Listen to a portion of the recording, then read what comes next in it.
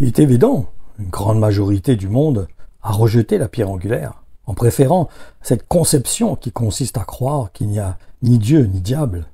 Mais pour être sincère, c'est en réalité l'orgueil de l'homme qui permet à cette affabulation, donc le mensonge, de toucher autant de monde. Et dans le langage actuel, on dirait que c'est une fake news. Cependant, ils vont s'apercevoir, et à leur dépens, et d'une manière aussi tangible, que le diable est bien le Dieu de ce monde, et donc le Dieu de ceux qui rejettent le Sauveur du monde. Car la parole de Dieu nous dit que tout œil verra Jésus descendre du ciel. Et si le monde n'était pas autant orgueilleux, il reconnaîtrait que le diable ne se cache même plus. Donc, ils n'auront aucune excuse pour avoir rejeté celui qui est venu pour sauver le monde.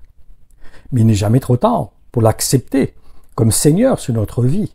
Et c'est une expérience qui en vaut vraiment la chandelle. Parce que n'oublions pas qu'il est le seul à procurer la véritable paix. Il est aussi le seul qui permet d'accéder au salut. En effet, il est le seul chemin qui permet d'accéder à la vie éternelle.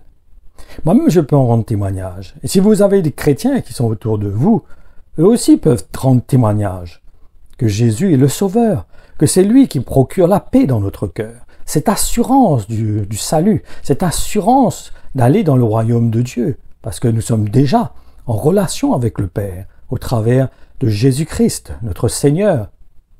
C'est important de l'accepter. C'est important de nous unir à lui, de nous identifier à lui, de faire de lui le Seigneur de notre vie. Car c'est lui notre paix. Il est notre paix. Et c'est lui qui procure la vie. Soyez bénis.